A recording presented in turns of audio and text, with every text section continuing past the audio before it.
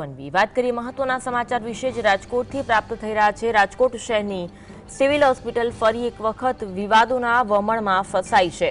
હોસ્પિટલમાં સારવાર લઈ રહેલા વિનય થાપા નામના નેપાળી યુવકને લોહી આપવા આવેલા જયદીપ ચાવડા અને ફરજ પરના તબીબ ડોક્ટર પાર્થ પંડ્યા વચ્ચે બોલાચાલી બાદ મારામારી સર્જાઈ હતી। આ સમગ્ર હોબાળા વચ્ચે કમનસીબે સારવાર હેઠળ રહેલા દર્દી વિનયનું મોત નીપજ્યું છે। યુવકના મોત બાદ સિવિલની સારવાર પદ્ધતિ પર અનેક સવાલો ઉઠી રહ્યા છે। શું તબીબ અને સેવાભાવી યુવક વચ્ચેની માથાકૂટના કારણે વિનયની સારવારમાં બેદરકારી રાખવામાં આવી હતી?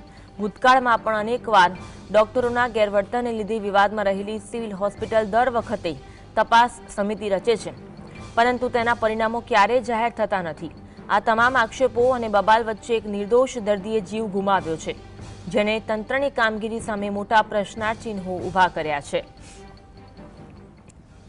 આજ અંગે વધુ વાત કરીશું। સંવાદદાતા લકી ફોન લાઈન પર જોડાયા છે। લકી, શું આ રીતે બબાલ થઈ તેના કારણે સારવારમાં બેદરકારી દાખવવામાં આવી અને યુવકનું મોત થયું? અનેક પ્રશ્નો ઉઠી રહ્યા છે। અનેક વખત સિવિલ હોસ્પિટલ વિવાદોના વમળમાં ફસાઈ છે। શું વિગત મળી રહી છે?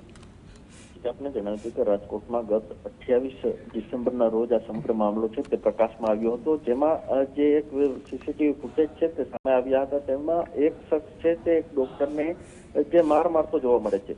આ સમગ્ર ઘટના બાદ જે તબીબો દ્વારા જે હડતાલ છે તે પણ કરવામાં આવી હતી, પરંતુ ત્યારબાદ પોલીસે જે ગઈકાલે જ આરોપી જયદીપ ચાવડા જે ડોક્ટરને મારતો હતો તેની ધરપકડ છે તે કરી લીધી હતી। સમગ્ર પૂછપરછમાં સામે આવ્યું હતું કે જે જયદીપ ચાવડા નામનો વ્યક્તિ છે, જે નેપાળી યુવક હતો નયન થાપા, જે રાજકોટ સિવિલ હોસ્પિટલમાં દાખલ હતો, તેને જ બ્લડ દેવા માટે તે ગયો હતો અને ત્યારબાદ ચીઠીની બબાલમાં માથાકૂટ થઈ હતી।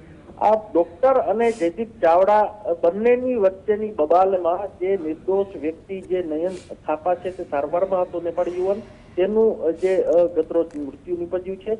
સમગ્ર મામલે અહીં ગંભીર બેદરકારીના આક્ષેપો પણ થયા છે, કારણ કે બંનેની બબાલ વચ્ચે ક્યાંક ને ક્યાંક નયન થાપાનું શું તે પણ એક મોટો પ્રશ્ન ઉપસ્થિત થઈ રહ્યો છે। બીજી તરફ શું આ માથાકૂટ બાદ રાજકોટ સિવિલ હોસ્પિટલના જે તંત્ર, જે સારવાર આપતું તંત્ર છે, તેમણે કોઈ પણ પ્રકારનું ધ્યાન નહોતું રાખ્યું કે પછી બેદરકારી કરી હતી, તેવા પણ અહીં પ્રશ્નો છે તે ઉપસ્થિત થઈ રહ્યા છે। હાલ સમગ્ર મામલે રાજકોટ સિવિલ હોસ્પિટલના જે સર્જન છે, સુપ્રિન્ટેન્ડન્ટ છે, તેમના દ્વારા સમિતિની રચના કરવામાં આવી છે અને તપાસ છે તે કરવામાં આવી રહી છે। પરંતુ અહીં કહી શકાય કે જ્યારે આ પ્રકારની ઘટના બનતી હોય છે ત્યારે રાજકોટ સિવિલ હોસ્પિટલ સમિતિની રચના કરે છે અને ત્યારબાદ કોઈ પણ પ્રકારની પ્રતિક્રિયા છે તે આપતું નથી। એટલા માટે હવે આગામી સમયમાં શું થશે, તપાસ સમિતિ શું કરશે, તે પણ એક મોટો અહીં પ્રશ્ન છે તે ઉપસ્થિત થઈ રહ્યો છે। જી, આભાર લકી માહિતી આપવા માટે।